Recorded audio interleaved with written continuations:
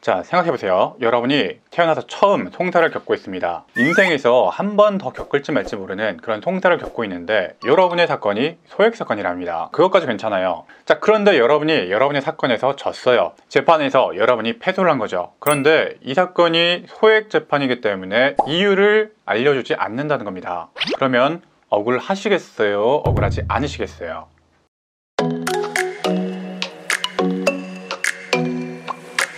자, 오늘은 이 이야기를 좀 해보려고 하는데요. 바로 소액사건, 이 소액사건 심판에 대해서 좀 설명 좀 드리려고 해요.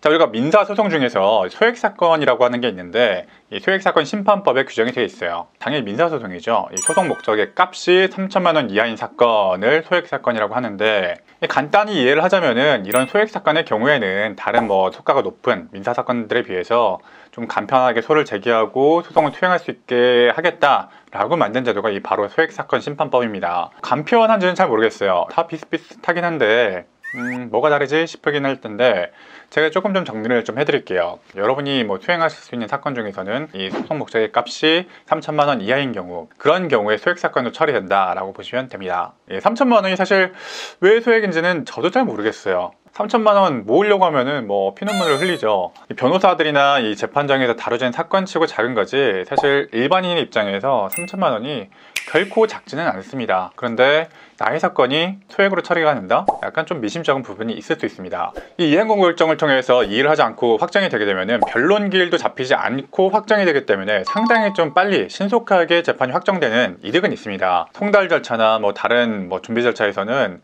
거의 비슷비슷해요. 기간적으로 봤을 때는 그렇게 큰 이득은 없습니다. 다만 이 이행공고 결정을 받기 위해서는 이득이 있다. 그래서 저희 같은 경우에도 이 이행공고 결정을 받을 수 있을 만한 사건이면은 소액사건으로 처리를 해가지고 가능하면 맞춰가지고 청구를 하자고 좀 권유 드리는 경우도 꽤 있습니다.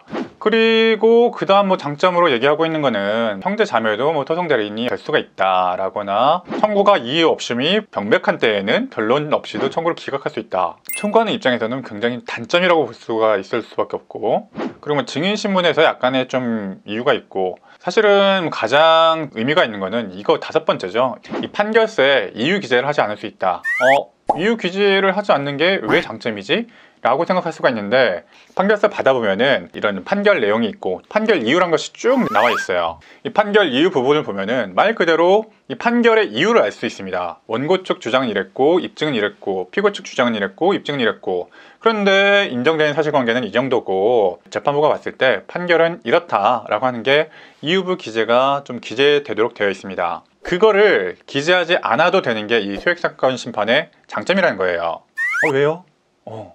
그거 기재해주는 게 좋은 거 아닌가요? 맞습니다. 이 당사자들 입장에서는, 원고 피고 입장에서는 당연히 기재해주는 게 좋을 거고, 이기는 입장에서도 지는 입장에서도 나중에 항소심까지 생각한다면 당연히 기재를 해주는 게 유리할 겁니다. 그런데 반대로 판사 입장에서는 그 기재하는 데 들어가는 시간이 상당히 좀 오래 걸릴 수가 있어요. 그런 법이 다 있어? 이 판사는 일 안 해? 판사는 그런 거 판단하라고 시키는 거 아니야? 라고 생각할 수가 있죠. 맞습니다. 맞는데요. 우리가 소액사건 재판을 가보면요, 판사님들 사건이 하루에 몇백 개씩 올라와요. 담당하는 판사들이 한정적이에요. 소액사건 기다리는 당사자들도 많고 이런 대리인들도 많고, 그런 소액사건에 올라오는 사건의 90% 정도는 당사자도 다투지 않고 그런 사건들이 대부분입니다. 그래서 이런 소액사건 심판법이 필요할 수도 있고 이유를 기재하지 않았다고 해서 문제가 생기지 않을 수도 있습니다. 그런데 그런 사건들이 아닌 경우 이유부 기재가 되는 게 훨씬 좋은 거는 너무 당연해요. 실제로 원고와 피고가 좀 다투고 있는 사건에서는 아무리 소액사건이라고 하더라도 이 판사님이 원고의 의견과 피고의 의견 그리고 쟁점에 대해서 간단히라도 이유부 기재를 좀 해줍니다. 그걸 통해서 항소도 하고 그렇게 하라는 거죠. 그렇게 이유 기재를 안 한다고 해서 이 판결에 흠결이 있다고 볼 수는 없어요. 가능하면은 저희 같은 변호사가 소송을 진행할 때는 가능하면 3천만 원 이상이 속가가 되도록 하는 경우가 꽤 많이 있습니다. 이행공고 결정을 받을 수 있는 사건이라면은